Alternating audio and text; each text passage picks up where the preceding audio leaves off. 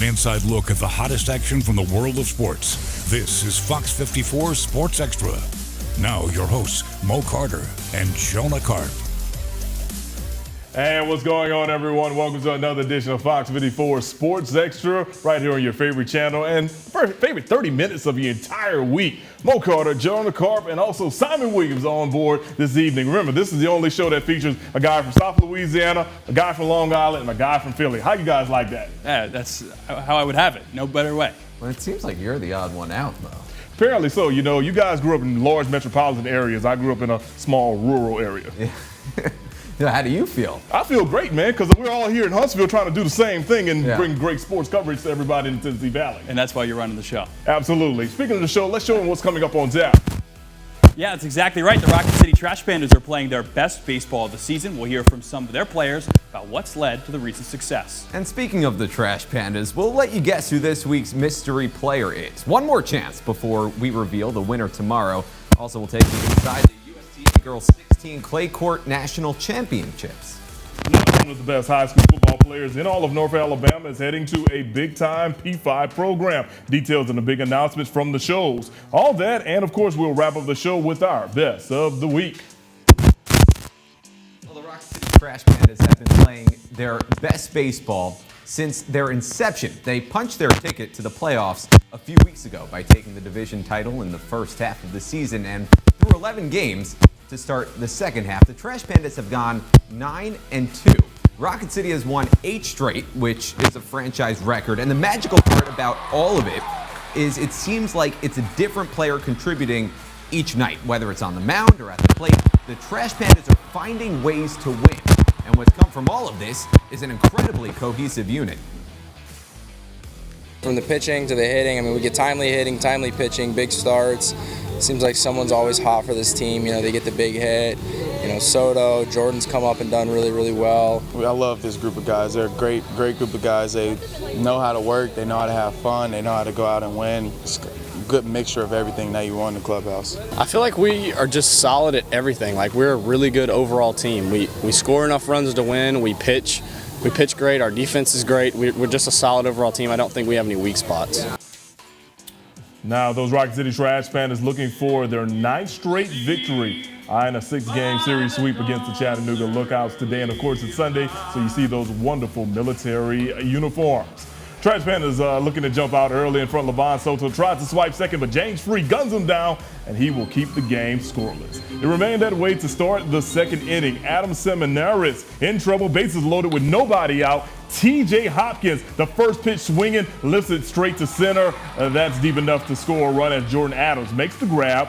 Nick Quintano will come home to score off the sac fly. It's 1-0 Lookouts. And then the Lookouts, they were just getting started. Next pitch, Ivan Johnson, wrong team, everybody, shoots it into center. James Free will come home to score. Lookouts on top, 2-0. Now the Trash Pandas, they would add a run, but it just came too late. Their win streak ends at 8 games. They fall to the Lookouts by a final of 3-1.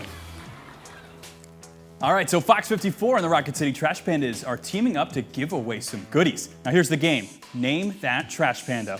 We'll give you some clues, then you got to head over to our website and guess who you think the mystery player is. And before we drop the clues for Week 8, we've got to give you the answer from last week.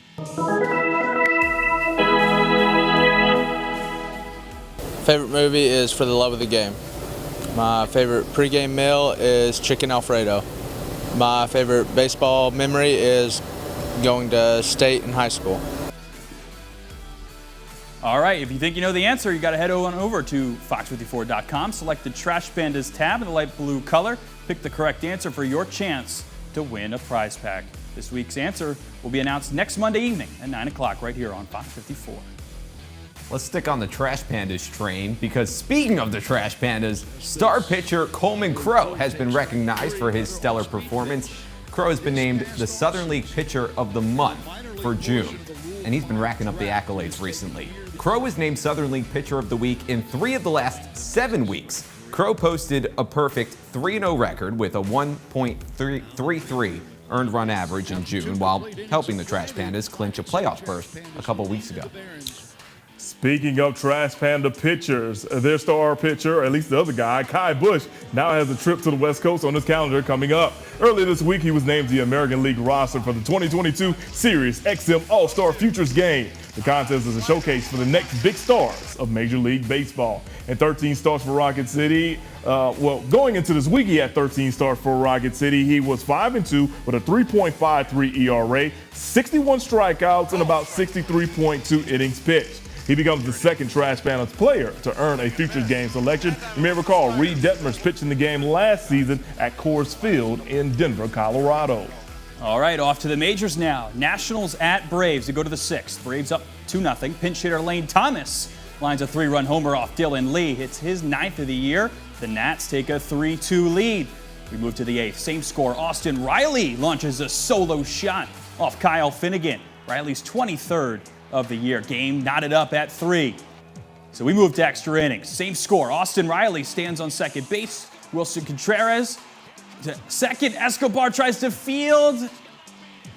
And he makes the play at home. After bobbling it at second, he creates such a recovery to make the play at home. All right, let's go to the 12th. Same score. 2 runners on. Riley rips one down the line to left off Jordan Weems, bringing in Dansby Swanson. Braves with the win. It was Riley's first career walk-off hit, 4-3 final in Atlanta. And by the way, the Mets lost today, so the Braves gained ground on New York. Atlanta is a game and a half out of first place in the National League East. This is the smallest division lead the Mets have had since April 16th, and this week is shaping up to be awfully exciting. The Braves host the Metsies in a 3-game series beginning tomorrow. Coming up, we'll take you to Athletic Club Alabama for day 1 of the USTA Girls U16 Clay Court National Championships, and a little bit of news with Michael Jordan.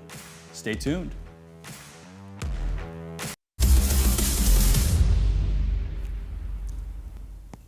This year's USTA Girls 16U Clay Court National Championships bring girls from 28 states to Alabama, but only 2 out of the 224 competitors are from the Yellowhammer State. Now, Gabby Barrera is one of them. She made the trip up from Montgomery, and although she's one of only a couple relative locals, she's actually relished the chance to face some new foes.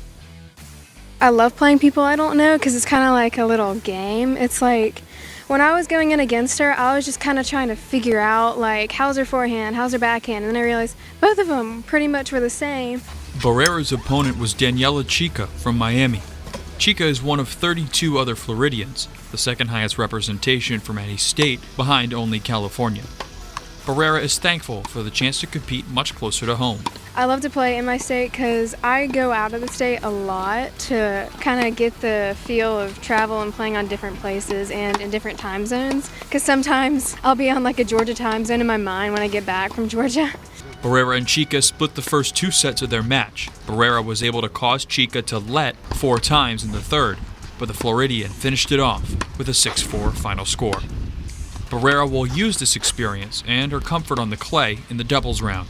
Actually, all I do is practice on clay every day. Even if I'm playing on a hardcore tournament, I only practice on clay. Because the ball bounce is different, so when you're on a hard court, it actually feels easier because it hits right where you know it's going to hit. Clay can clump up, and I don't really mind that. It kind of comes to strategy as well. Like if the clay's clumped up, you see how to play differently. Tennis continues here all week at the Athletic Club Alabama as both singles and doubles brackets work their way to the finals here at the end of the week.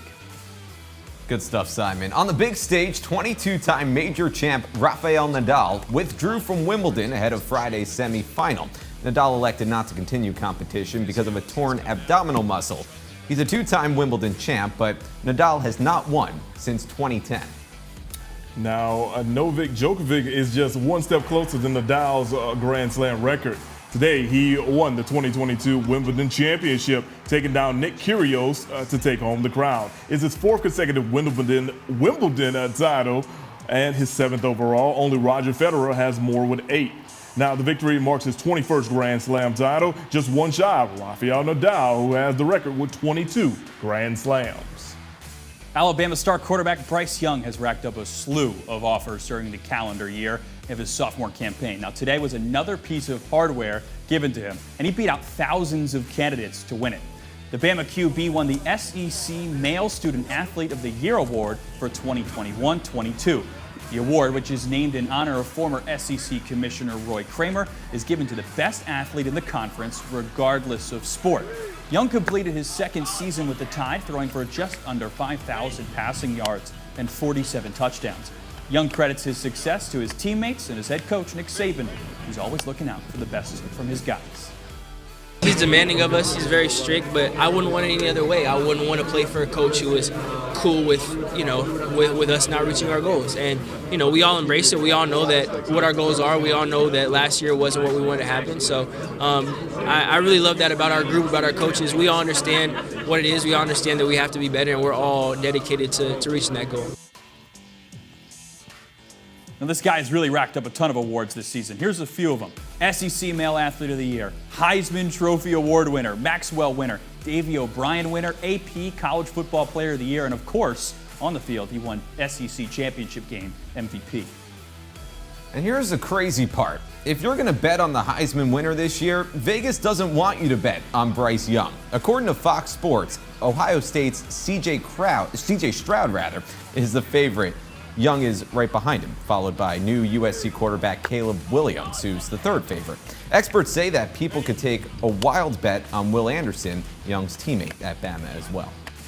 All right, let's stay in the SEC. A longtime college football analyst, Phil Steele, dropping his preview series in a matter of days, and one of the key headlines as he previews strength of schedule. According to Steele, it looks like the Auburn Tigers have the toughest schedule in the entire SEC and possibly the nation. Now, Auburn's biggest test is a non-league affair against Penn State, who they'll face at home in week 3. But what makes the Tigers schedule the toughest in the entire nation is that Brian Harsin's team will face both Alabama and Georgia on the road. Auburn hasn't won in Tuscaloosa since 2010 and Athens since 2005. At a home date with Texas A&M, and that's 3 potential top 10 opponents in an 8-week span.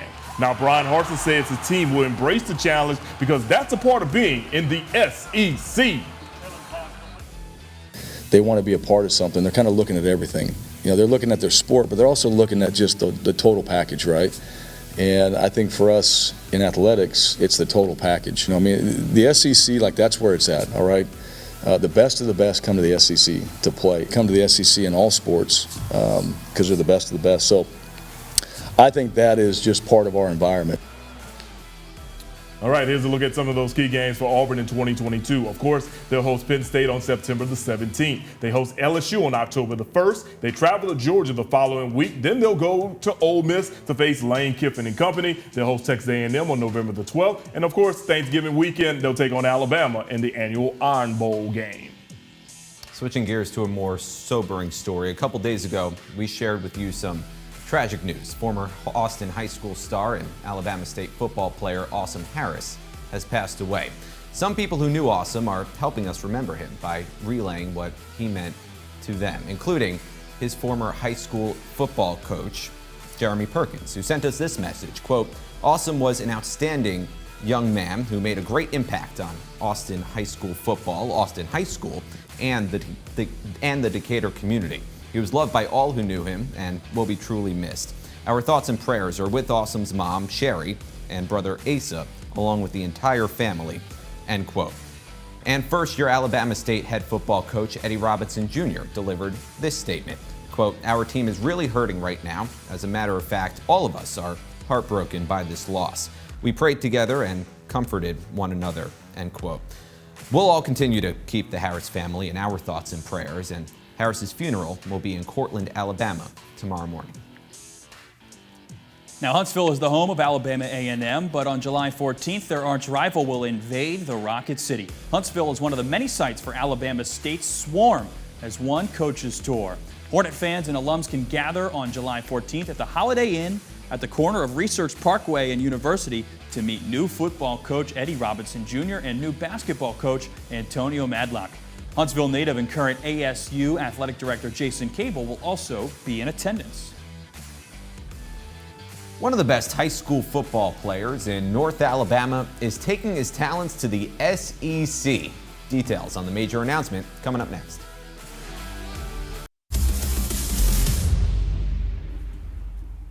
And welcome back, everyone. One of the best high school football players in North Alabama for the class of 2023, heading to the University of Kentucky. Koby Keenan is furthering his education and continuing his football career in the SEC. Mark Stoops and the Wildcats are getting a great player. He's a 3-star recruit and one of the top-ranked linemen in the entire country. He's also the first Mars Hill player to commit to a Power 5 school, and Keenan had his options. Definitely the relationship with the O-line coaches. The 5 schools I narrowed it down to, Mississippi State, Ole Miss, Kentucky, Louisville, North Carolina. I had a really strong relationship with those line coaches and the team there. And I felt like those are all good fits for me. And then finally, when I got those 5, I kind of broke down pros and cons for all 5 schools. And when I got to Kentucky, it was like hardly no cons. And I just knew that was the place for me to go. Congratulations to Koby. Over to the NFL. The Browns traded Baker Mayfield to the Panthers. Mayfield heads to Carolina in exchange for a conditional 2024 fifth-round pick. The Panthers will pay nearly $5 million of Mayfield's salary, and Cleveland will cover the remaining $10 million. The trade comes on the heels of Deshaun Watson being traded to Cleveland and signing a 5-year, $230 million deal with the Browns. Mayfield will battle it out against Sam Darnold for the starting QB spot. All right, sticking with football, the Birmingham Stallions are your 2022 USFL champions. Thousands of football fans here in the Valley watched Skip Holtz and the Birmingham Stallions capture the title in a thrilling 33-30 win over the Philadelphia Stars. Victor Bolden Jr. scored the go-ahead touchdown for Birmingham. It was part of a 6-catch, 64-yard effort that earned him MVP honors for the day. Scooby Wright scored on a pick 6 that you just saw right there to seal the victory for the Stallions. Now, the Stallions went wire to wire this season because they've had the best record all year and finished with the crown this weekend. So what's next? Will there be a celebration for these league champs? Birmingham Mayor Randall Woodfin has the answer. Our Stallions deserve a parade. Our champions deserve a parade. And I couldn't agree with them more. But we got to coordinate that with the team and the players and make sure that a requisite number of players are in town. So that date is to be determined when coach tells me that the requisite amount of players are actually in town. And when they do, as a community, we'll be sure to show them the love they deserve. Go Stallions, congratulations. Congratulations indeed. To the ice, the Nashville Predators have locked up forward Filip Forsberg. The 27-year-old agreed to a contract extension that would make him the highest paid forward on the team. Forsberg will make $8.5 million each of the next 8 years. And it's a good move for the Predators. Forsberg is coming off a career year with 42 goals. He's tallied 220 goals in his career, which is the most in franchise history. NBA 2K announced the new cover athlete for their upcoming game, and who other than Michael Jordan himself will appear on the special championship edition for 2K23. The Michael Jordan edition of the game will feature a mode called the Jordan Challenge, where users will get to experience and play out an array of different moments from MJ's basketball life. The game launches September 9th with pre-orders beginning this Thursday. Simone Biles and Megan Rapinoe are the latest Olympians to receive the nation's highest civilian honor, the Presidential Medal of Freedom. Biles shattering Tiger Woods' record of the youngest athlete to receive the honor. She's only 25 years old. Tiger Woods, he was 43 in 2019. Rapinoe is an Olympic gold medalist and World Cup champion, has been a key voice in the fight for gender pay equality, racial justice, and the Q plus rights forums. All right, everyone, we will wrap up the show after the break because we've got our best of the week. You don't want to miss it. Stay tuned.